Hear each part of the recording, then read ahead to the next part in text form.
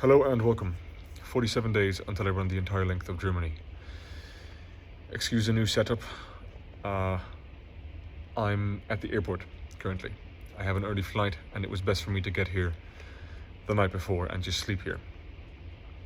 I'm sat on the floor right now. In today's conversation, I want to explain to you why I haven't uploaded over the past 2 nights. I want to explain to you some changes that will happen in the next few weeks for me prior to the run happening. And I want to go over your questions your submitted questions from the Q&A that I would have usually done on Sunday. I have 5 questions here.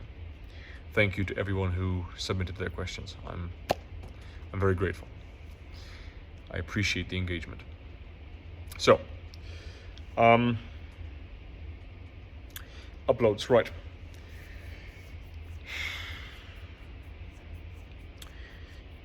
Due to complications with my family and a dispute I had with my father, I am no longer living where I have been living. And so recording over the past 2 nights was rather tricky. Moving forward, knowing what my circumstances are like now, I'm going to put absolutely everything I can into making sure that I upload every single night, regardless of where I am. But I am currently, quote unquote, homeless is a big word, but I don't necessarily have a place to stay, which is fine. Been there, done that, you know. Anyhow, over the next few weeks, after my short trip to Poland, Warsaw, where I'm headed tomorrow morning, I'm going to be spending some nights at my a friend's place here and there, and other nights I will just sleep outside, like I have when I was traveling solo hiking across Europe. It's a fun experience, and it's very healthy to sleep outside. So if I catch a good dry night, I'm actually really looking forward to it. So anyhow, my foot, the injury prevails, and I think right now what it looks like is I won't be running at all for the remainder of May. Excuse me.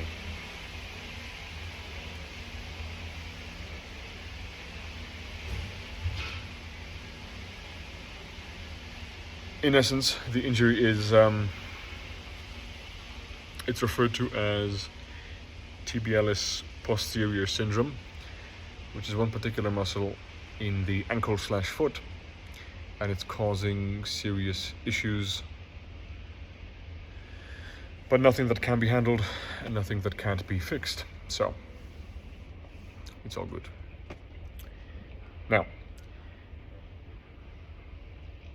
what else is important and crucial? I think that's it, really.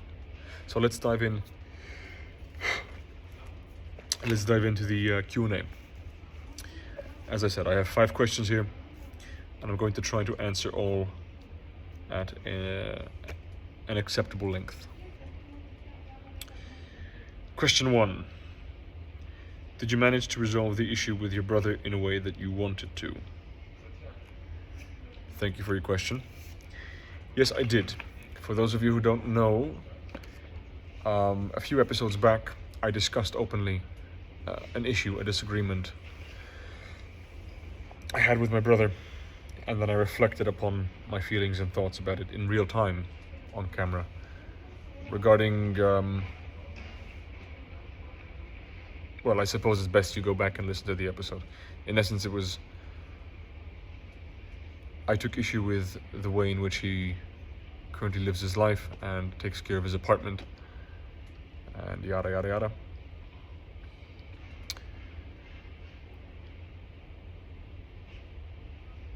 I have a certain standard I like to hold myself to in regards to orderliness. I believe that the state in which you keep your immediate surroundings is a reflection of your mental, emotional, and spiritual state. If you take no issue with sleeping in a bed in which the sheets haven't been washed for a while, a bed that hasn't been regularly made at all over the past few weeks, surrounded by piles of laundry and clothes lying on the floor and all that good stuff. If you take no issue with that, my observation is going to be that if this is the care you put into your living situation, this is also the care you're going to be putting into other aspects of your life that are a reflection of your diligence, of your self-respect, and things of such nature. My brother is younger than myself. He's 4 years younger than myself. And I want to stress here, my younger brother is the closest person in my life, to me, to my heart. I love that man with a passion that no one comes close to. And I have admiration for him. He's very intelligent and he's trying. You know, he's figuring this dance we call life. He's figuring it out. Excuse me. In real time. And though I do not believe that my taking issue with his lack of self-respect towards the way he lives is wrong, I do believe that I could have used a different approach than the one I did on that specific evening where we had a disagreement. Because I felt bad after the conversation. So let me tell you first what I did. The next day in the evening, before heading up to bed to record, I walked up to him and I apologized, saying that the way I carried myself in our conversation and our disagreement is not a way I wish to carry myself. It's not a way I wish to embody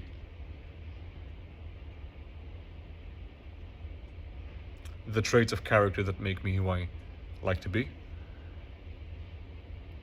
It wasn't my best attempt at emulating my best self, and I didn't treat him well, and so for that I apologized, and he accepted my apology, and he also apologized for something specific to him in regards to me, and that was it, really. That was done.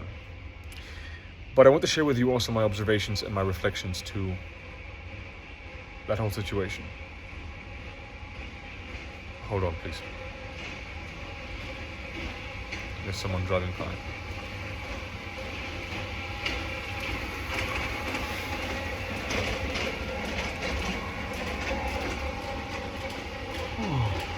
Excuse me, I'm very sorry. Right. Orderliness and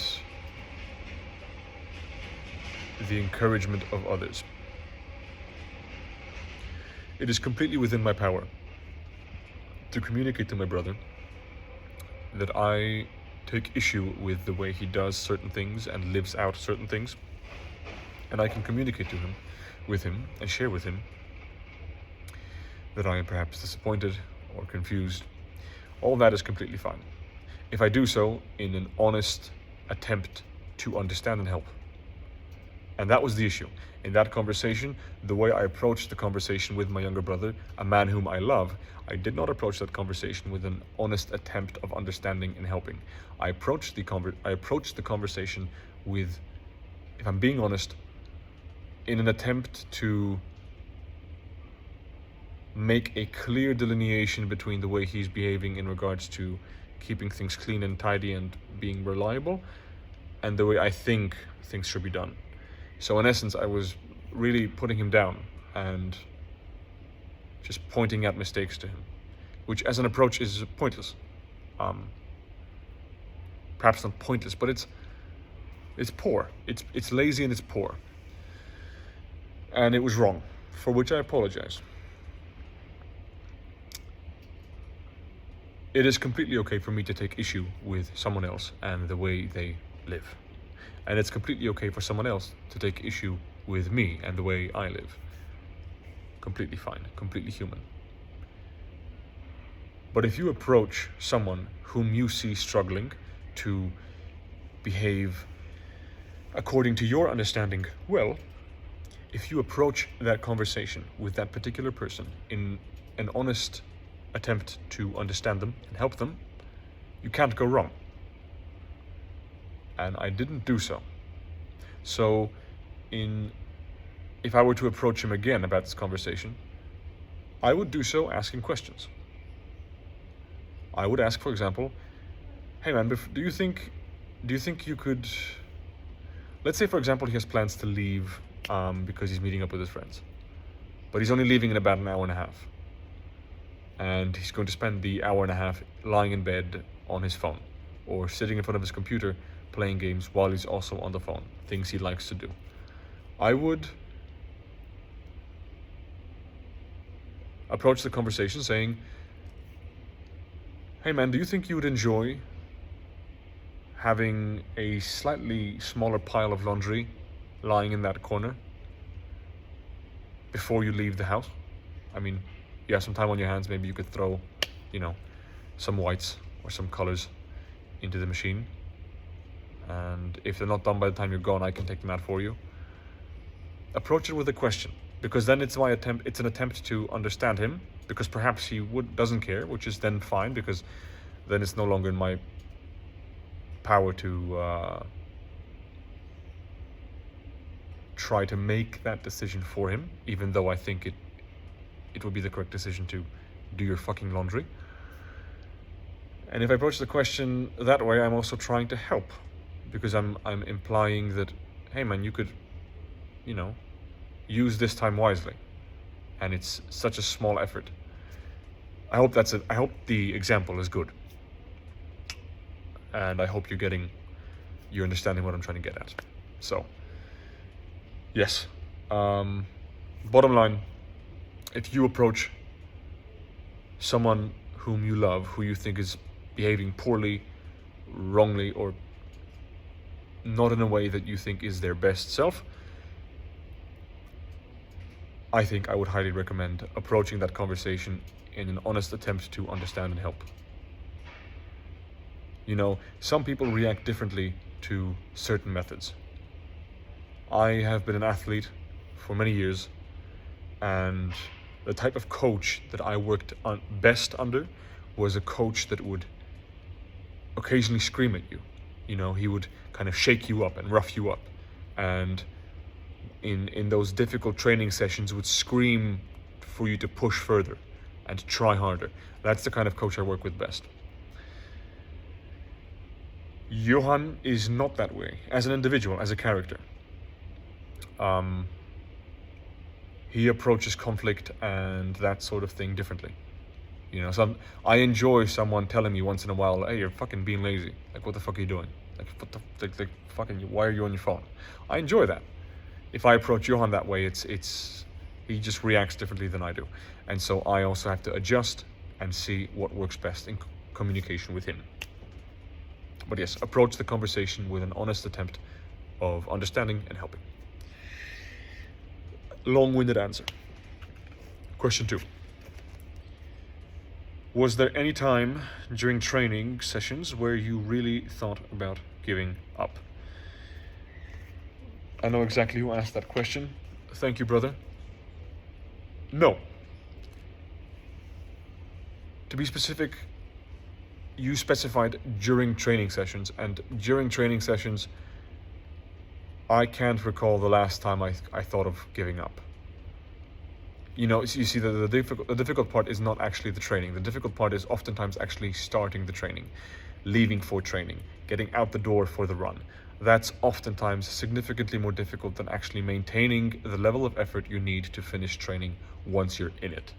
So let me give you an example. Last year, this must have been November, early mid-November, I had this Trippy Tuesdays challenge where I had to run a half marathon every single day for 6 days straight. At the time, I was also working almost full time, so I would come home from like an 8-hour or 10-hour shift, and then at night have to run a half marathon in November in Germany, which you can imagine is wet and cold and windy. Which you can also imagine I did not want to do. And I recall on the second day of the 6 days, I spent 2.5 hours on my couch before leaving the house for a run at night, because I just really didn't want to leave, and I killed so much time on my phone scrolling. I even called a friend, a good mate of mine, thinking that if he were to pick up, maybe he would tell me something to get me out the door. Obviously, because it was in the middle of the night, he did not pick up. But I wasted 2.5 hours of my life procrastinating before I actually left out the door and went running. And now, mind you, if I run slowly, I run a half marathon in 2 hours, if I'm running slowly. So I spent more time wasting. It took me longer to get out the door than it would have taken me to finish the run, is what I'm trying to say. So to answer your question, no. During training sessions, I don't recall. I've spent the first 3 months of this year in Switzerland, and training there was quite excruciating sometimes and difficult, and often very painful. Like I'd trained through pain, because I had such a crazy work volume and trainings volume. I had such short time windows for recovery, and often ran on no sleep or no food, and so the shins and knees and ankles would swell up or something, and I would just run through it, train through it. And I'm not saying I recommend it, but it was needed. I needed that for myself, and it worked out fine. But even during those training sessions, once I would start, usually no. I think there was one training session in Switzerland where I had just really heavy legs, and so instead of doing 300 walking lunges per leg, I did, I think, 150 or 200 and then called it a night. But to answer your question, definitely, because I'm taking a long time to do so. No. During training, no. I have very often struggled to find what I need to begin training. And that goes for the training as much as it goes for healthy habits and such things. Preparation for this big run for Project 61 also includes writing a specific amount of emails every single week to companies to help get support for the project. And it also requires me to, stay on top of specific routines and habits, and that's what I struggle with very often. So yeah. Question number 3. How and when did you discover your passion for long distance running? Thank you, mate. Again, I know exactly who asked that question. This is a longer answer. I will try to keep it short, but it requires a story to preface the whole scenario. From the ages of 7 to approximately 14, my younger brother and I lived with our single mother. And as a consequence of our living circumstances over those years, with on and off homelessness and her struggle with alcoholism, and then also other difficult life circumstances that just kind of piled on top of all of that, I grew to be very skinny and frail, and essentially lacked stamina like crazy. So I turned 14, and my brother and I moved from the UK foster care system to Germany to our father and live with him. And upon reaching Germany, I pretty much immediately get put into a trial for a great football team in Regensburg. So I get this trial, and I arrive, and I play with the boys, and we train, and it's all going good. I'm good on the ball. I spent the past 7 years of my life not really going to school, and I spent that time mostly playing football. So I was good with the ball on my feet, at my feet. After the trial training session, my father has a conversation with the coach, and the coach essentially tells my father, because I didn't speak any German at the time, he tells my father, the kid's good on the ball, blah, blah, blah, but his stamina is horrific. I was also quite strongly underweight because of issues in England, and I could not run for the life of me. Like, it was criminal how far behind I was in comparison to these boys who were also all 14, but they were elite athletes at their age. Because this was quite a serious football team. That specific team played in the second German division for their age. So, the coach tells my father, we're going to see how this kid, how he does in preseason and where he's at the end of preseason, and then we'll kind of decide what we do with him. And my father explains this to me on the ride home in the car, and I took it very personally, because even at that age, I've always had I've had a quite obsessive gene. Football to me was an expression of creativity and dreaming and passion, not really a sport. And so when I was told that I'm the worst of all of these boys at running, and I knew that running is something you can get better at, I just started running. And then at the end of preseason, we had this test run. I believe it was a 10-kilometer run around a lake in Regensburg, and I came in third or second of all the players on the team. With I don't recall really going all out, but I think I would. So let's just say I did. So yeah, I took that very personally, and I discovered that in combination with my desire to kind of dominate in that team in a specific area, I discovered through running this beautiful confrontation with yourself. You know, there are very few things that come close to pushing your own self-perceived limits out in the field, running in the sun with amazing music blasting your ears. Like, to me, running is an extremely creative endeavor. I get very creative when I run. I do most of my dreaming when I run. Visualization, for example, is something that I've been practicing unconsciously for years, for over a decade, well over a decade. I've primed my brain to envision specific scenarios in excruciating detail, to live emotionally these fantasies. So even though in reality I was playing with a football and I had my headphones in, and I was playing with the football in my father's driveway, I would envision myself on a football field in a huge stadium during a World Cup match. And I could do that so well and so precisely that I would feel these euphoric and all-consuming emotions in my body. And the same goes for running. Also, to add to that, when I moved to Germany at the age of 14, I moved from having just been homeless and then being tossed through foster families in the UK. I lived in 3, to now living with a father and his family life, his stable family life, in a house with a bed of my own and as much food as I could consume and clothes and money. And it was all so new to me. And all of a sudden I was realizing how much I didn't have.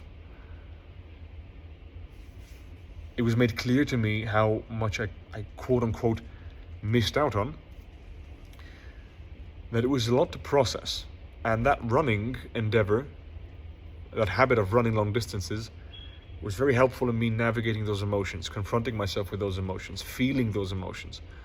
Like, even back then I made it a habit to listen to music that was very sad and cry often. And this may be a little sadistic, but I would envision scenarios that are just horrific and excruciating and disgusting. Excuse me. Just for the sake of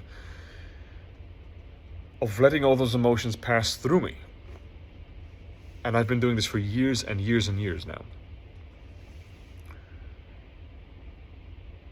And so, to answer your question, I got into long distance running as a way of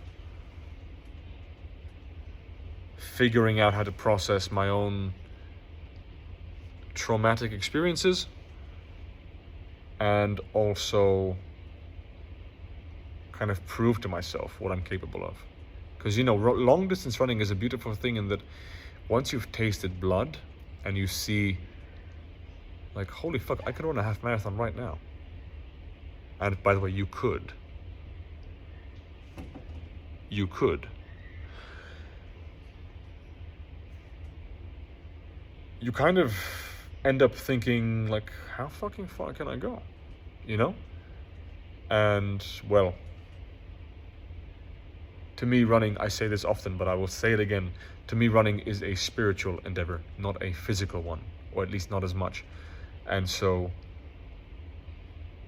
part of the reason why I want to run 61 marathons in 61 days is because I want to meet the man who gets day 49 done. I want to meet the man who I become when Alexander can no longer get the job done, and I need to shift gears and meet APL again and see what happens. That's what I'm really in it for, you know? So, anyway, I hope that answers your question. By the way, if I fail to answer your questions, please comment below and I will get back to you in any way I can. Question 4. Czemu w końcu nie wpadłeś do Polski? Kinga, jestem na lotnisku i lecę do Polski za jakieś tam 6 godzin, więc no, widzimy się niedługo. Question 5. What is your planned pace for running the marathons? Do you have any planned goals for it? Honestly, no. I know that when Ned Brockman did his 50 marathons in 50 days, he ran his last marathon in sub 3 hours. I think it was 2 minutes 57. 2 hours 57 minutes. So I'm thinking I'm definitely going to squeeze in a sub 3 hour marathon in there. But generally speaking, if I'm healthy and I have no injuries,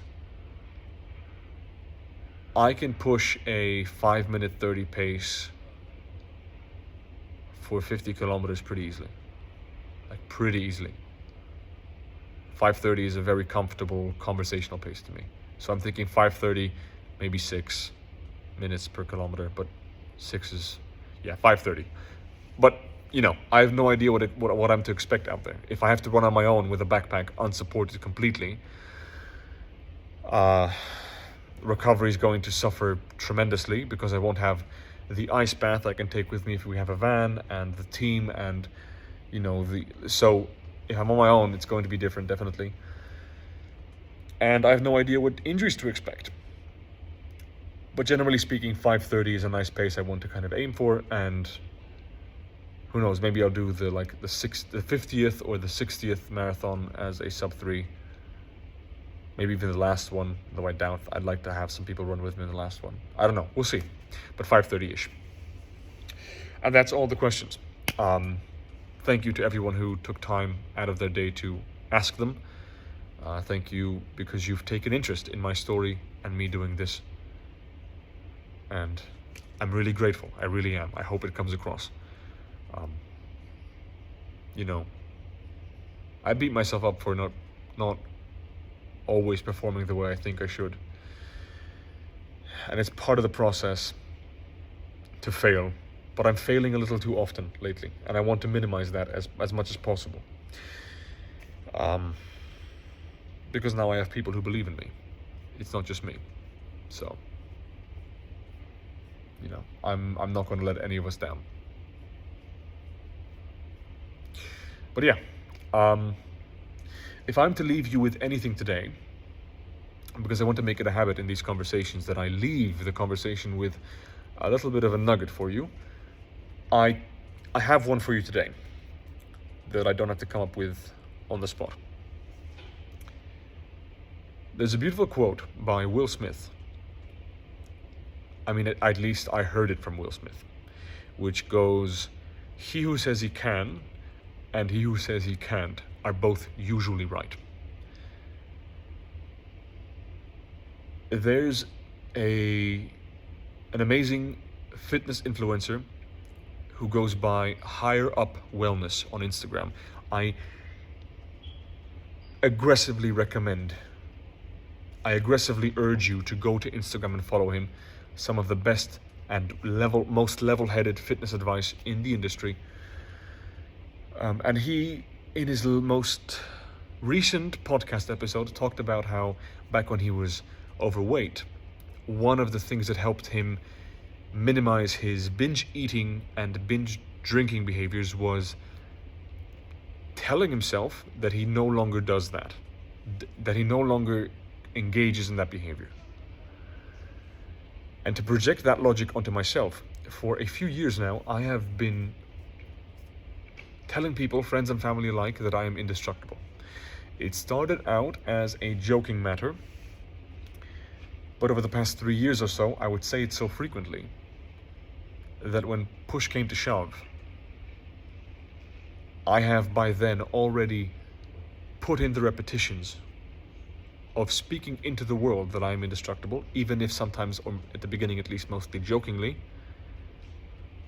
that mind frame manifested in those moments when it was needed.